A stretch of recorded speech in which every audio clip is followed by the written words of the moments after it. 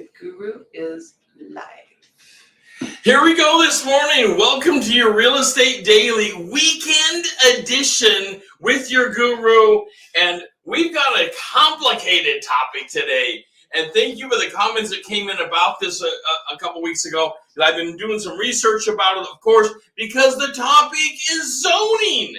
And zoning, it's always complicated. Get your cup of coffee this morning. You're going to need some stimulus. It's a Saturday morning, and we're talking zoning.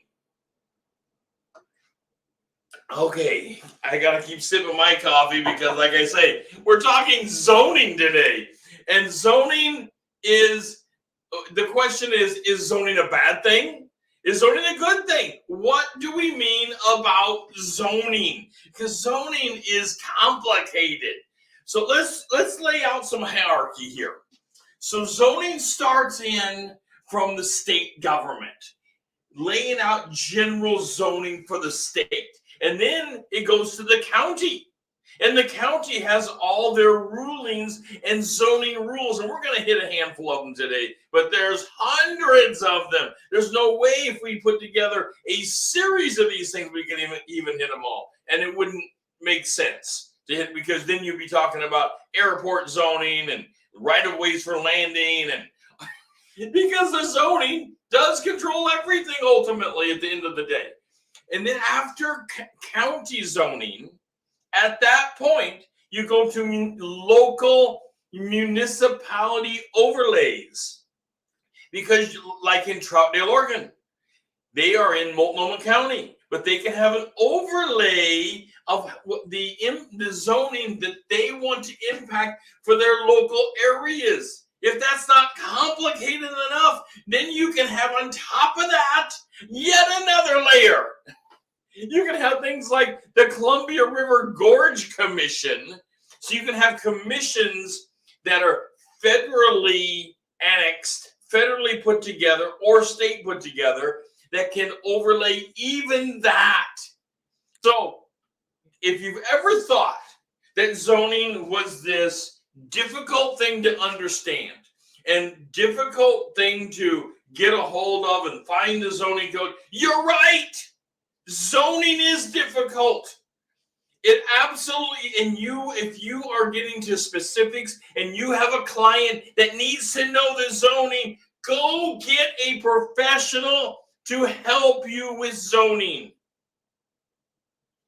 What I have found is going down to the local county office and talking with them about it can be a huge help. These are wonderful people that actually want to help you understand the local zoning rules and how they apply to you. All right, zoning good or bad? Our question for the day. Well, zoning isn't a good or a bad thing. Even though people tend to think about zoning in the light of good or bad, we all like to think that we can position something as a good or a bad. You know, it's an evil thing, it's an evil empire, or it's this wonderful good thing for us. It's not that way at all. Zoning are simply rulings that come in to either help something happen or curtail something from happening. Think about this. Let's just throw an example out there to get our brains thinking about zoning. You're living in your home in a regular residential neighborhood, and next door, and right next door to you, you expect another house. But instead, a gas station goes in. What stops that from happening? Well, it's zoning. Zoning stops someone from just building a gas station in the middle of a residential area. It's not just that they wouldn't think this is a bad idea. Somebody out there would think that it's a good idea to put a gas station in a local residential area. Of course they would. That's how it works. People have all kinds of thoughts. But if we don't have some controls about our living environment and our living conditions, then things like that would, of course, be happening. And this is not a debate today whether, that Excuse me. It's a weekend edition. Let me restart that sentence. This is not a debate today, whether that's a good thing or a bad thing. It's a discussion about how it works and what the protections of it include. Okay, let's go over some typicals. Let me take another sip of coffee, because even your guru is having some brain imparts this morning. Okay, let's slow it down a little bit. It is the weekend edition. By the way, take a minute and go look down there and hit that like button. It is so meaningful that you're hitting the like button. If I could just talk about it for a second or two here. The like button is what promotes us on social media. And of course, if you don't do the thumbs up and you do like the happy face or the heart or something like that, it's even bigger, because social media interprets that as a bigger emotion. And you'll get promoted even further. So please, if you're really liking the show, please take a moment and hit that button and choose one of those options. It is absolutely meaningful to us. Also, hitting the subscribe button will open up the Guru members only events. You will have access to the Guru members only events. And let me give you a sneak peek here. Coming up soon, very soon, we are going to begin to advertise a special event coming up for spring. A special event. And the Guru members only will have access first. First, they'll have access. But you've got to be a Guru member only. And to be a Guru member only, you have to hit the subscribe button. Hit the subscribe button. Follow us on social media. You'll be first to know about the event coming up. It's going to be exciting. Let me tell you, you're looking to build your business in 22. You're not going to want to miss this.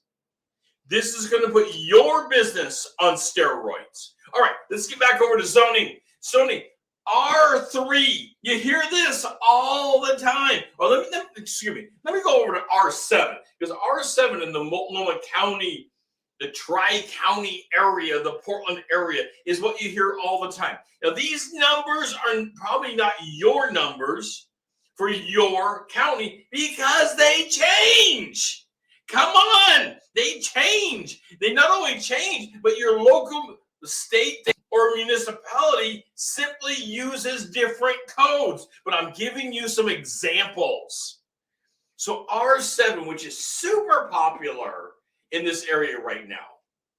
You see this all the time, and people wonder. They'll call our office to real estate and say, my house has R7. Do you know what that means? As a matter of fact, we do. R7 means it's residential, minimum 7,000 square foot lot.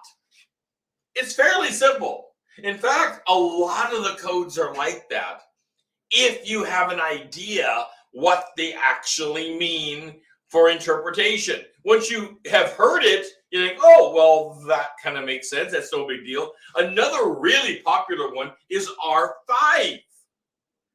Builders love to get a couple acres close in. That's R5, because R5 is minimum 5,000 square foot lots.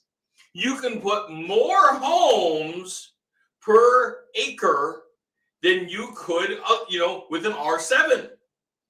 R7, just think, R7 gives you that 7,000 square foot lot. Let's go over the basics for an acre. So an acre is 43,560 square feet. Now, out of that acre, since we're talking zoning today, it has to come up. And this is the conversation you need to be having with your client if your client is an investor and a builder. They want to buy a couple acres, and they're saying, well, 43,560 square feet, I'm buying 2 acres. That's obviously about 87,000 square feet. Just doing the head math here. And they divide that. They say, well, this is an R5, 87,000 square feet divided by, minimum 5,000 square foot lots. But that's not all that comes out of that, because there's other zoning components. So the individual residence that's left in that, so they're going to develop 2 acres. And they think, well, I can get all these pieces out of this. And just you can do the quick head math on it. 87,000 divided by 5. So not difficult. And they divide that up. But before they divide it up too far, you're just giving them examples. You're not being the coding person on it, but you want to remind them somehow the homeowner has to drive into their house. They have to get there, so there has to be streets. There has to be sidewalks. There has to be right-of-ways. So all of that land can't be used. That 87,000 square feet for a couple of acres, it's not all going to go into housing. It has to, some of it, go into infrastructure. It takes a lot of land. It takes a lot of land to make up a bunch of residences.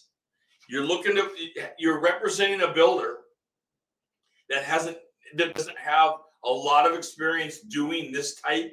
Well, they're going to need some help, because the engineering that it takes to put together the infrastructure to support the R7, the R5, the minimum 7,000 square foot lot, the minimum 5,000 square foot lot, is a bunch of infrastructure, and there is zoning about it.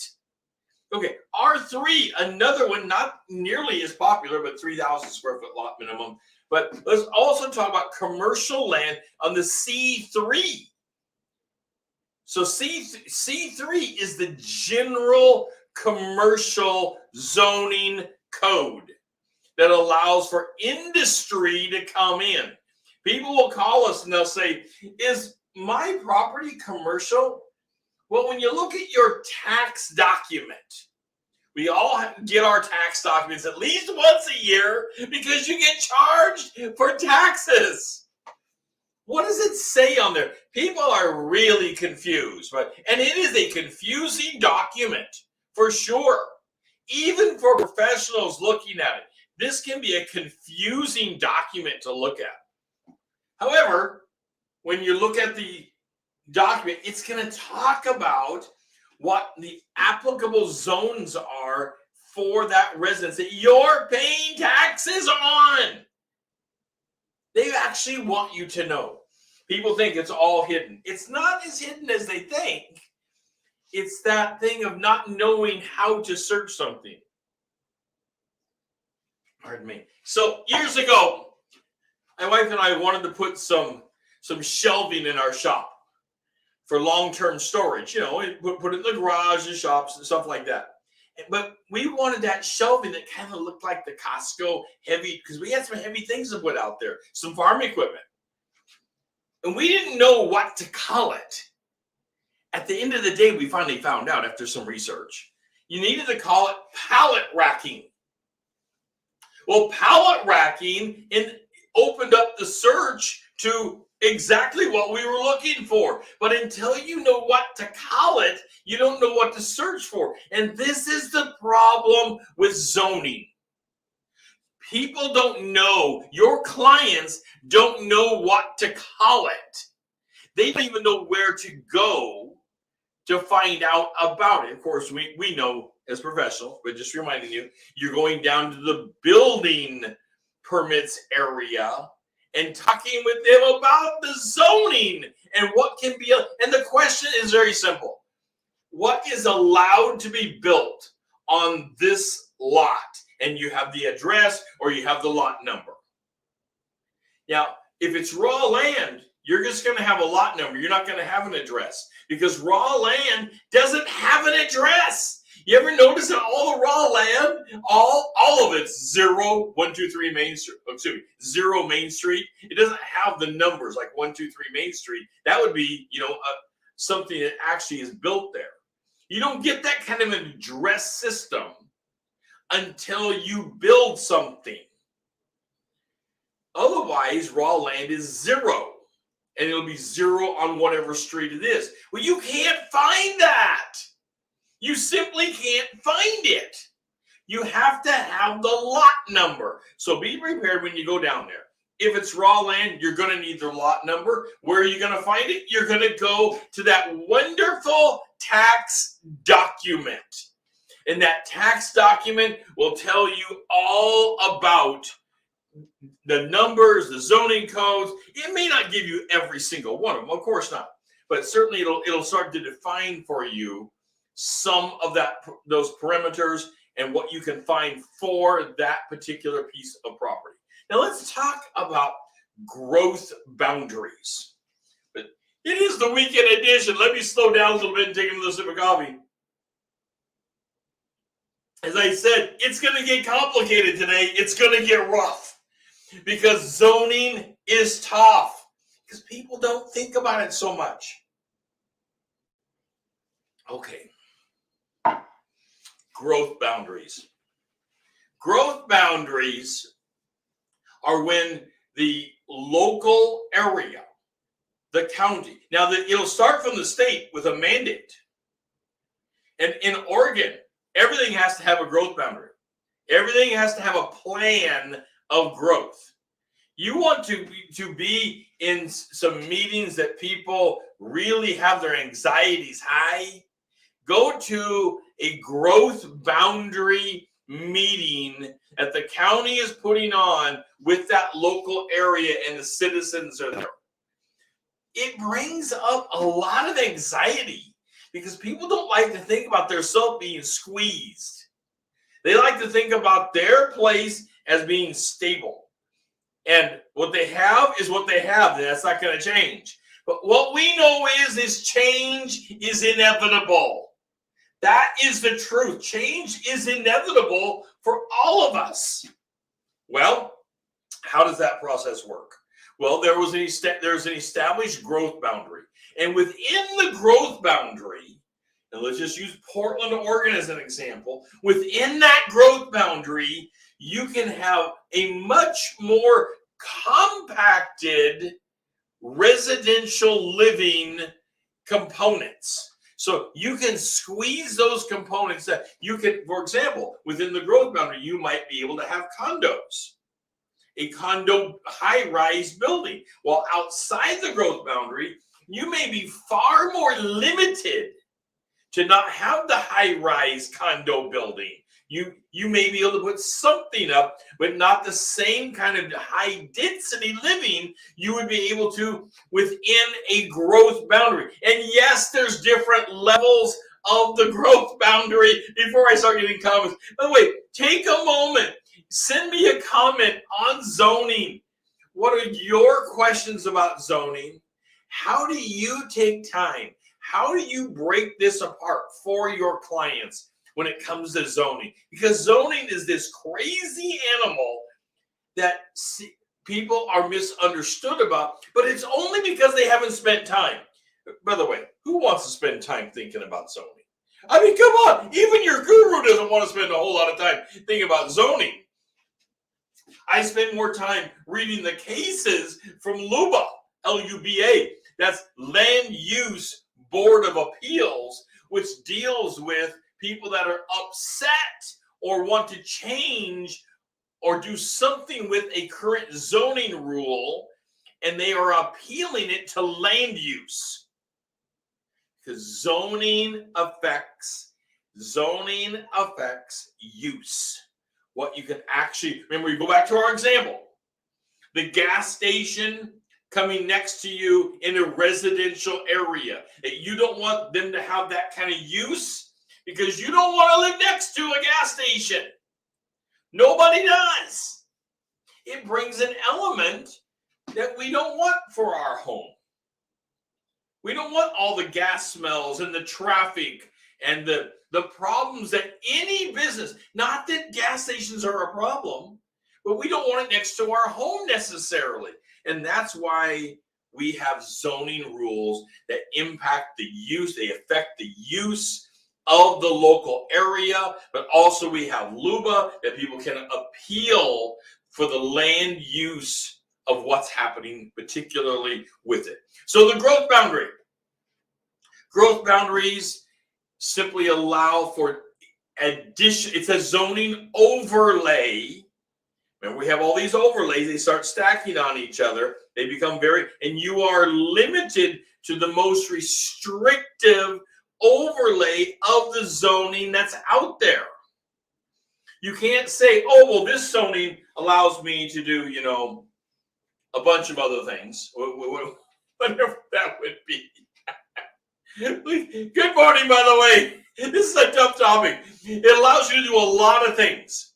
Then you have the overlays that begin to restrict that ability to do things, and you are bound by the most restrictive of those things, because the overlays cannot go larger than the base. You have the base from the state.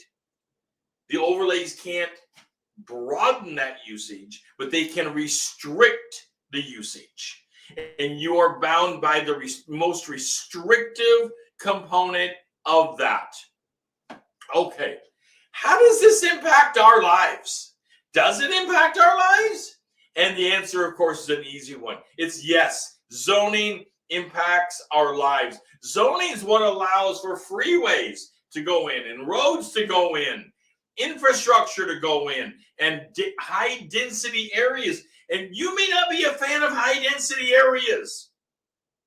There is a need, though, for some high density areas. There are some people who want to live and need to live in a higher density housing area. It not only fits their lifestyle, but it's what they personally need, because maybe they can't drive. You think about the blind. Now, all the blind don't want to live in high density, but it might be a need for them to live in a higher density, so they have more infrastructure closer to them. I can talk about that since your guru is blind and have considered many times living in a higher density area just because of those needs. Okay, so does it impact other things of our life? Of course it does. Zoning impacts urban sprawl. Wow, am I hitting on a sore spot here now? Let me know what you think about urban sprawl in the comments. I'd love to know what you think about it. Just to remind you, urban sprawl, by definition, is the concept of people wanting to move further out from a local infrastructure municipality and drag with them the resources of the local county or municipality. For example, those infrastructure pieces typically drug with them would be water systems, septic systems, and power systems. So they want to drag that with them, but how much does it cost to have that same infrastructure in high density? Well, per household, it's low. It's very low. But you drag that out with urban sprawl, and it gets much higher. And how much of that bill should be apportioned to the individual person wanting to sprawl further out? This is not the day to debate that, but it is a topic to be discussed with your client if they're wanting to go and get a piece of ground and build something on it. Typical for us right now is someone wants to go way out, away from the local county seat, and they want to get a couple acres of land, and they want to put up a tiny home. Very typical. The problem is most of the zoning codes would never allow for that, because the tiny homes, less than 300 square feet or so each. Some of them can even be smaller than that. They will have zoning overlays that won't allow for a home less than, let's just say, 1,000 square feet. They'll have a zoning overlay that will impact that, even for R7s and things that allow for a 7,000 square foot lot. You may not be able to put your tiny home. That's why you have to drill down further into the details of the zoning to find out what exactly, okay, I can build a residence, a general residence. What does general residence actually mean? Is there a footprint that I have to abide by? And in that footprint, do I have to have a certain amount of square footage for the home? So I may have to go up to other levels to accommodate a certain square footage. That's how complicated it gets, and that's why people don't like it. But once you start breaking it down for them and going to the office, the building permits office with your client, showcases your knowledge, skills, and abilities right in front of your client. And that's what we're doing. We're building your business through knowledge, skills, and abilities, and making it where you are helping your client with their motives in life, showing you understand their motive and where they're going with this project. This binds you to the client. We're building your business. It's 22 and real estate is on fire. If you don't have the business you need in 22, come and visit us at our site. Follow us on social media. Follow us at your-realestateguru.com. That's your dash, the little minus sign, your-realestateguru.com. Follow us on social media. Follow us on Facebook. You can find us on Facebook by just adding the FB dot in front of that URL I just gave, and it'll take you to our Facebook site. Follow us for free advice, free coaching on building your business. If you want to get even more specific, we have coaching programs. We have a course. We have a Kickstarter course. Let's get you in the Kickstarter course to building your business in 22. Let's get it going before spring even hits. Let's get it going so you and your family have the income and the business you deserve to have and plan to have when you got licensed in real estate. Let's build it together. I'm your real estate guru. This is Real Estate Daily Weekend Edition, and we'll be talking very soon. Take care, guys.